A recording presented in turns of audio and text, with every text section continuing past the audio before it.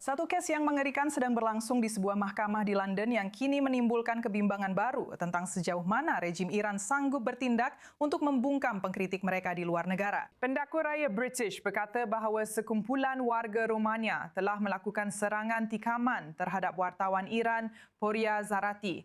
Bagi pihak Tehran menuduh mereka bertindak sebagai proksi untuk negara Iran.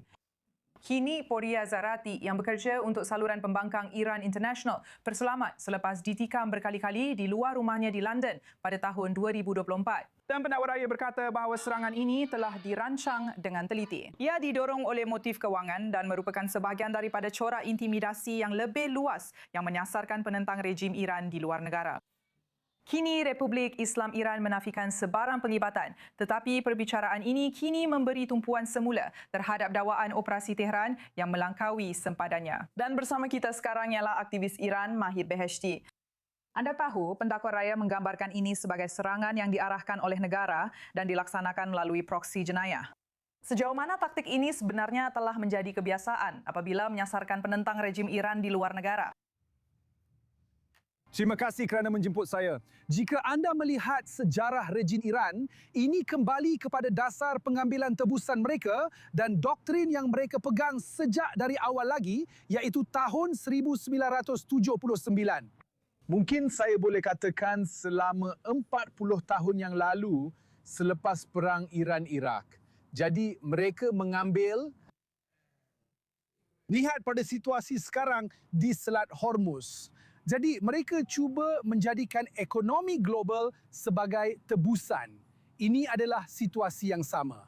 Jadi sebarang cubaan pembunuhan terhadap wartawan dan aktivis yang mengkritik sesebuah rejim adalah lanjutan daripada dasar keganasan dan usaha membisukkan rakyat di dalam negara. Inilah yang mereka amalkan selama 48 tahun yang lalu di dalam negara. Tetapi pada masa yang sama, mereka meluaskan dasar ini ke luar negara.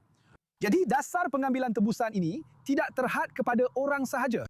Sekarang kita boleh lihat dengan jelas dalam konflik ini dengan Israel dan Amerika.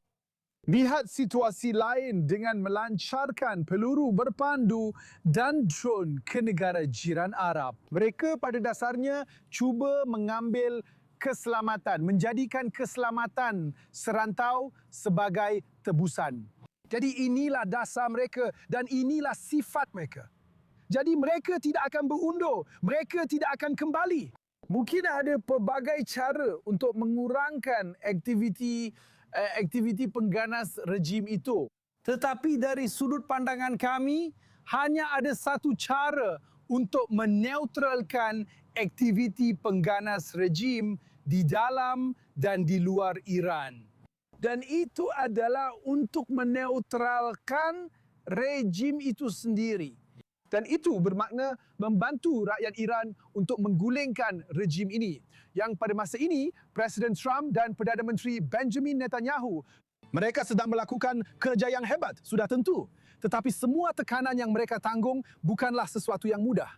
Mahir Beheshti, saya hanya ingin bertanya kepada Anda tentang Anda tahu jenis ketakutan dan tekanan yang dihadapi oleh tokoh pembangkang Iran di Eropah seperti Anda sendiri. Anda tinggal di London, sedang hadapi sekarang. Sejauh mana Anda benar-benar bimbang perkara ini akan berlaku kepada Anda? Dan apa yang Anda fikir mahkamah sepatutnya lakukan sekiranya mereka memutuskan bahawa Republik Islam terlibat dalam serangan ini? Saya rasa Republik Islam memang 100% terlibat dalam serangan ini. Tetapi sudah tentu, MI5 mereka tidak mahu dedahkan perkara itu sekarang. Mereka hanya mendedahkan sebahagian kecil sahaja dengan mendedahkan tentang 20 cubaan pembunuhan itu. Seperti yang anda lihat, saya sendiri hari ini sudah kira-kira 3,5 tahun. Hari ini sudah 1,181 hari saya dan orang-orang saya, kawan-kawan, mereka berkemah di jalan di London, di King's College Street, di hadapan FCDO, pejabat luar negeri, untuk memberi tekanan kepada kerajaan supaya meletakkan IRGC dalam senarai pengganas. Kami telah diserang sekurang-kurangnya 5 kali. Setiap 2 minggu, saya ada mesyuarat dengan unit anti keganasan London dan mereka memberi kami maklumat terkini tentang ancaman, tentang tahap ancaman tersebut. Pada masa ini, tahap ancaman di London sangat tinggi. Orang Yahudi, komuniti Yahudi langsung tidak selamat. Komuniti Iran yang mengkritik rejim langsung tidak selamat. Tetapi seperti yang saya katakan, mungkin kerajaan UK, kerajaan-kerajaan Eropah, mereka melakukan pelbagai cara yang langsung tidak berkesan. Dan itu telah terbukti dalam 48 tahun yang lalu. Dasar bertolak ansur, ia tidak berkesan dengan rejim yang jahat dan kejam ini. Hanya ada satu cara untuk meneutralkan aktiviti rejim itu, iaitu dengan meneutralkan rejim itu sendiri. Dan itu bermakna membantu Israel dan Amerika dalam konflik ini yang saya rasa kita berada di landasan yang betul akan menjadi sukar.